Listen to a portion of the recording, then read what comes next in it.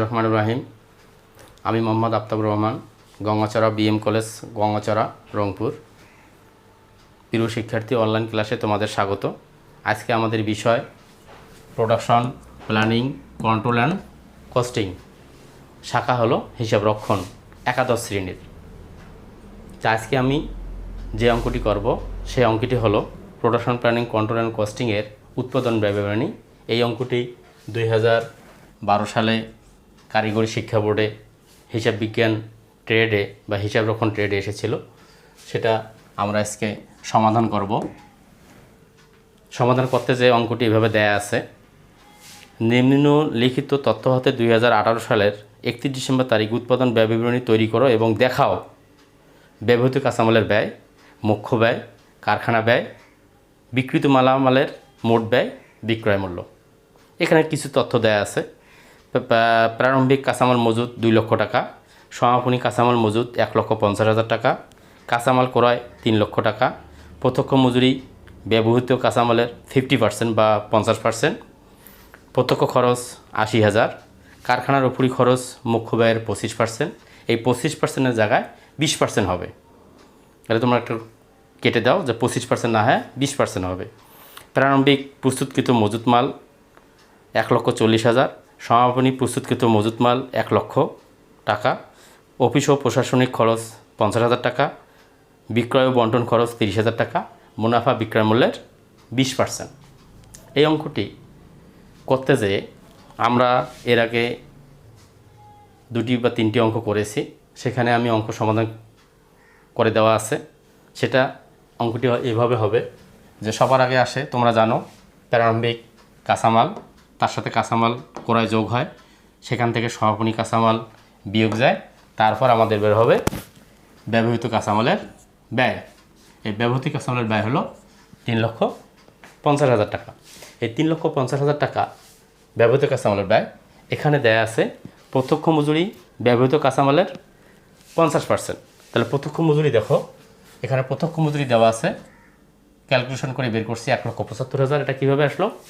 ব্যবহৃত কাঁচামাল। তাহলে এখানে খসড়ায় আমরা করে রাখবো যে প্রত্যক্ষ মজুরি সমান ব্যবহৃত কাঁচামাল। এখান থেকে আনবো 3,50,000, 3,50,000 গুণন তারে কত পার্সেন্ট? 50%। তাহলে 3,50,000-এর 50% 1,75,000 টাকা। সেই 1,75,000 টাকা এখানে আসবে। এভাবে জাস্ট আমি টেনে দেখালাম, কিন্তু এইভাবে পরীক্ষার হলে দেয়া যাবে না। দেখো 1,75,000 কিন্তু দেয়া নাই। আমরা ক্যালকুলেশন বা খসড়ার মাধ্যমে এই 1,75,000 টাকাটা বের করলাম। তার সাথে যোগ হয়েছে প্রত্যক্ষ খরচ 80,000, এটা বিবরণে দেয়া আছে। এই দুইটা যোগ করে হলো 2,55,000। সেখান থেকে দুইটা যোগ করে বেরোলো কি? মুখ্য ব্যয়। মুখ্য ব্যয় বেরোলো, তোমরা লক্ষ্য রাখো, মুখ্য ব্যয় বেরোলো 6,05,000। মুখ্য ব্যয় বেড়াইছে 6,05,000। এখানে আর একটা আইটেম দেওয়া আছে, সেটা হলো কারখানার উপরি খরচ মুখ্য ব্যয়ের 20%। এখানে দেখো খসড়ার মাধ্যমে করে রাখছি, কারখানার উপরি খরচ মুখ্য ব্যয়ের 20%। মুখ্য ব্যয় এখানে আছে 6,05,000। তাহলে 6,05,000 20% করলে বের হলো 1,21,000। এই 1,21,000 টাকা আবার এখানে কারখানার উপরি খরচ নিয়ে এসেছে। তাহলে কত? এখানে 1,21,000। তাহলে কারখানার উপরি খরচ যোগ হওয়ার পর বের হলো কারখানা ব্যয় 7,26,000। এখানে কারখানা ব্যয় পর্যন্ত বের হয়েছে। তাহলে আমাদের প্রশ্নপত্রে চাওয়া আছে ব্যবহৃত কাঁচামালের ব্যয়, মুখ্য ব্যয়, কারখানা ব্যয়। তাহলে ক বের হয়েছে ব্যবহৃত কাঁচামালের ব্যয়, খ বের হলো মুখ্য ব্যয়, আর গ কারখানা ব্যয়। তাহলে কারখানা ব্যয় পর্যন্ত আমাদের বের হলো। একইভাবে এখানে দেয়া আছে অফিস ও প্রশাসনিক উপরি খরচ 1 লক্ষ।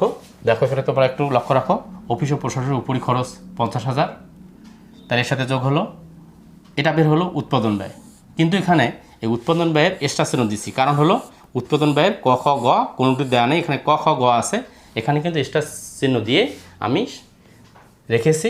সেটা হলো প্রশ্নপত্রে যেটা চাওয়া হবে সেটা শুধু ক, খ, গ অথবা ABCD দিয়ে রাখবো, বাদবাকি যেটা দেয়া থাকবে আমাদের ছক অনুযায়ী সেই হিসাবে আমাদের এক্সট্রা চিহ্ন দিয়ে দেখাতে হবে যে ওটা একটা অন্য অঙ্কে এটা আবার চাওয়া হতে পারে।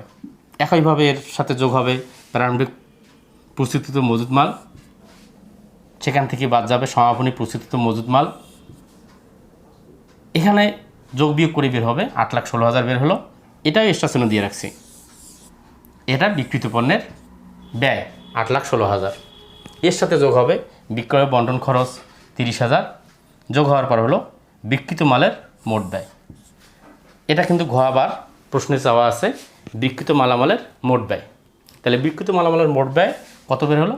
8,46,000। তাহলে এখানে এই অঙ্কটা প্রথম থেকে তোমরা ছক অনুযায়ী বাসায় করবা।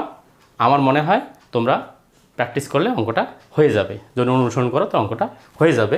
তাহলে এখানে আমরা শেষ পর্যন্ত পেলাম বিক্রিত মালের মোট ব্যয় 8,46,000। এখানে একটা জিনিস দেয়া আছে, সেটা হলো মুনাফা বিক্রয় মূল্যের 20%। প্রিয় শিক্ষার্থী, তোমরা একটু খেয়াল করো।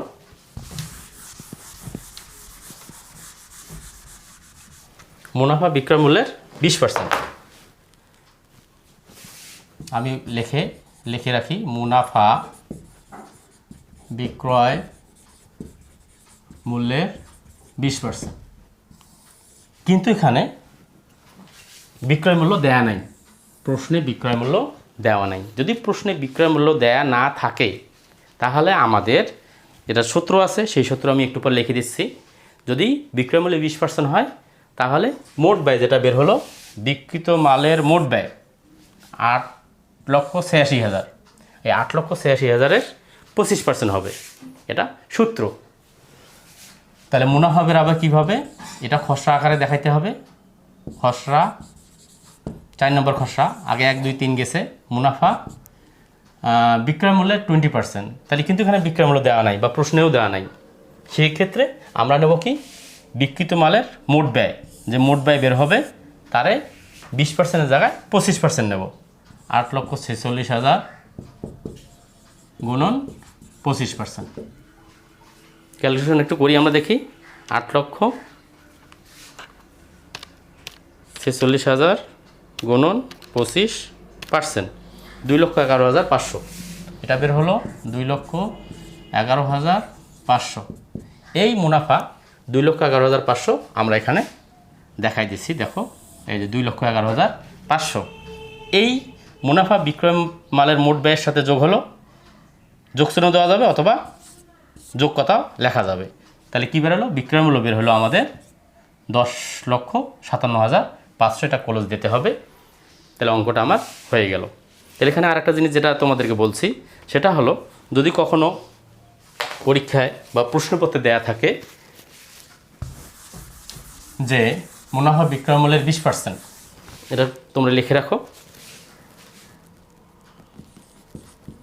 মুনাফা বিক্রয় মূল্যের 16/2/3% হলে মোট ব্যয়ের 20%। এটা শর্তসমূহ এই উৎপাদন ব্যয় বের অঙ্ক করতে গেলে এই শর্ত আমাদের মানতে হবে। এটা কীভাবে বের হয় পরবর্তী যে কোনো একটা অঙ্কে দেখা দেব। আবার যদি দেওয়া থাকে মুনাফা বিক্রয় মূল্যের 20%, তখন আমরা নিতে পাবো হলে মোট ব্যয়ের 25%। আবার মুনাফা বিক্রয় মূল্যের 25% যদি হয় হলে মোট ব্যয়ের 33/1/3%। আবার যদি কখনো দেয়া থাকে মুনাফা বিক্রয় মূল্যের 33/1/3% হলে মোট ব্যয়ের 50%।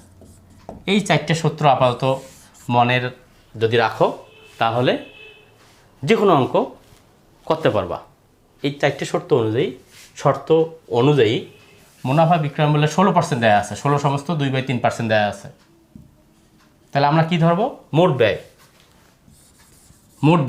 এই মোট ব্যয় যেটা বের হবে, এই মোট ব্যয়ে যদি দেয়া থাকে 16/2/3%, তাহলে মোট ব্যয়ের ধরবো 20%। তখন আর এইটা কাউন্ট করবো না। একটু খেয়াল রাখো প্রিয় শিক্ষার্থী, যদি দেয়া থাকে মুনাফা বিক্রয় মূল্য 16/2/3%, তাহলে মোট ব্যয়ের ধরবো কত? 50%। কেন? যেহেতু আমাদের এখানে বিক্রয় মূল্য দেয়া নেই। যদি বিক্রয় মূল্য দেওয়া না থাকে তাহলে আমাদেরকে অবশ্যই মোট ব্যয়ের উপর যেতে হবে। সেই কারণে এই সূত্র কটা আমাদেরকে মনে রাখতে হবে। আমি আবার বলছি, মুনাফা বিক্রয় মূল্যের 16 সমস্ত 2/3% হলে মোট ব্যয়ের 20%। আবার যদি কখনো দেওয়া থাকে মুনাফা বিক্রয় মূল্যে 20%, তখন আমরা মোট ব্যয় ধরব 25%। 20% থাকলে 25%।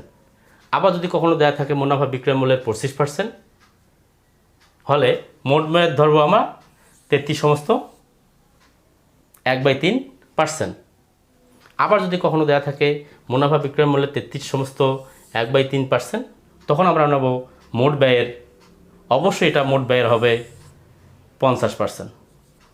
তো প্রিয় শিক্ষার্থী, এখানে তোমাদেরকে জানানোর জন্য বলি, যেমন 16 সমস্ত 2/3% ক্যালকুলেটর কীভাবে লিখবো। এটা লেখার বুদ্ধি হলো, প্রথমে অ্যামাউন্ট দেবা, তারপর দেবো 16.66। ক্যালকুলেটর যতটি 6 ধরে, তোমার ক্যালকুলেটর যতটি 6 ধরে, 16 অথবা 2/3। দেখো পয়েন্ট বা 0.666666 আসতেই থাকে। তার মানে তোমার ক্যালকুলেটর যতটি ডিজিট ধরবে ততটি ডিজিট নেবা, নিয়ে পার্সেন্টেজ দেবা, তাহলে হয়ে যাবে। যদি জেনারেল ক্যালকুলেটর হয়, আর যদি সায়েন্টিফিক ক্যালকুলেটর হয় সেটার নিয়ম আলাদা। তাহলে আমরা সাধারণত জেনারেল ক্যালকুলেটর ব্যবহার করি। আবার আরেকটা দেয়া আছে, 20 হলে 25 পাবা, 25 হলে এটা, তাহলে এটা কত ধরবা, 33 সমস্ত 1/3% সমান 33.33333। মোট কথা তোমার ক্যালকুলেটারে যতটি ডিজিট ধরবে ততটি ডিজিট দেবা বা অঙ্ক দেবা। আরেকটা দেওয়া আছে কত, 33 সমস্ত এত থাকলে 50% এত পারলা। তাহলে এই দুটো জিনিস মনে রাখবা। এটা সূত্রের সাহায্যে বের করা যায়। পরবর্তী ক্লাসে সূত্রের সাহায্যে কীভাবে বের করা যায় সেটা আমি দেখিয়ে দেব। এভাবে তোমরা যদি সালের অঙ্কগুলো কমপক্ষে প্র্যাকটিস করো বাসায়, তাহলে আমার মনে হয় ছক অনুযায়ী বা আগের যে আলোচনা করছি সেই অনুযায়ী অঙ্কগুলো করতে সহজ হবে। আজকে এই পর্যন্তই। আল্লাহ হাফেজ।